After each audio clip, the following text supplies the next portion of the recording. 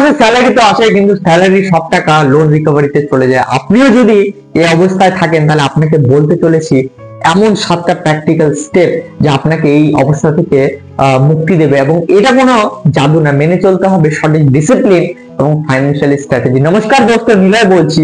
আজকে আমি বলতে চলেছি এমন 7টা প্র্যাকটিক্যাল স্টেপ যে আপনাকে করবে খুবই তাড়াতাড়ি ডেট ফ্রি, এবং এই প্রসেসটা হাজারো মানুষ ফলো করেছে এবং তারা তাদের লাইফ থেকে খুব তাড়াতাড়ি ডেট ফ্রি হয়েছে। প্রথম যে রুলটা সেটা হচ্ছে স্টপ টেকিং ব্যাড ডেবিট।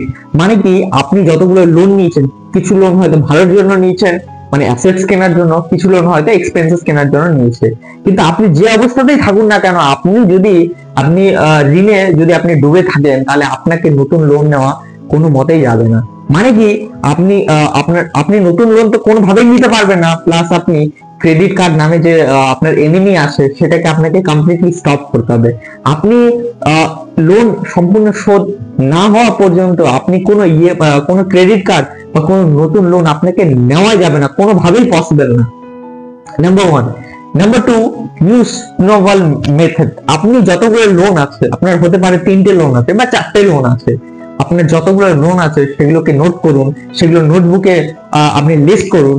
যে লোনগুলো সবচেয়ে কম অ্যামাউন্টের, যা আপনি খুবই ইজিলি আপনি পে করে দিতে পারেন একবারে, সেটাকে আপনি একবারে পে করে দিন। এতে কি হবে, আপনার লোনের যে সংখ্যা সেটা কমে যাবে এবং আপনার মধ্যে কনফিডেন্স বিল্ড হবে। এটাকে বলা হয় স্নোবল মেথড। থার্ড হচ্ছে কাট আননেসেসারি এক্সপেন্সেস।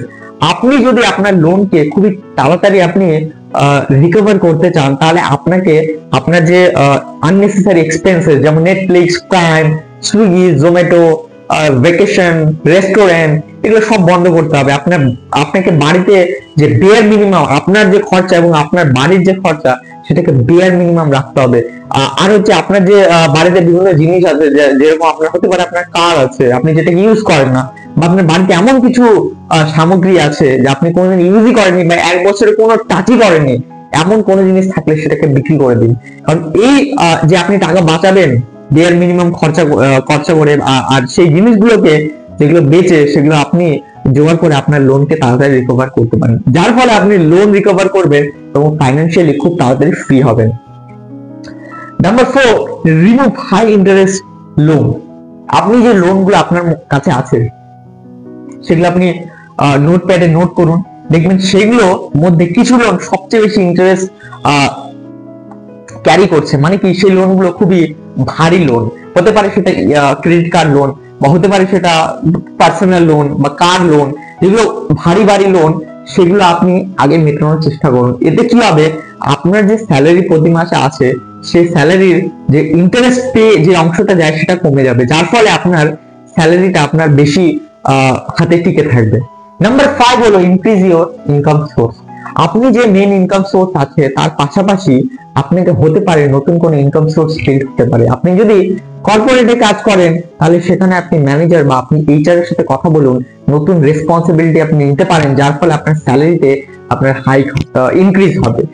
হতে পারে আপনি আপনার গাড়ি আছে বা আপনার কোনো বাইক আছে, সেটাকে ওলা উবারে লিস্ট করেন, আপনি সুইগি জোম্যাটোতে কাজ করতে পারেন, বা আপনি ইন্স্যুরেন্স এজেন্ট হিসেবে কাজ করতে পারেন, নেটওয়ার্ক মার্কেটিং এ কাজ করতে পারেন, টিউশন ক্লাস নিতে পারেন, বা আপনি কল সেন্টারে জব করতে পারেন, বা আপনি কোনো স্কিল বিল্ড করে সেটাকে মনিটাইজ করতে পারেন। এভাবে কিন্তু আপনার ইনকাম সোর্স বাড়ালে আপনার প্রতি মাসে স্যালারির সাথে সাথে আপনার ইনকাম বিল্ড হবে, যার ফলে আপনি খুব সহজে আপনি আপনার ইন্টারেস্ট পে করতে পারবেন।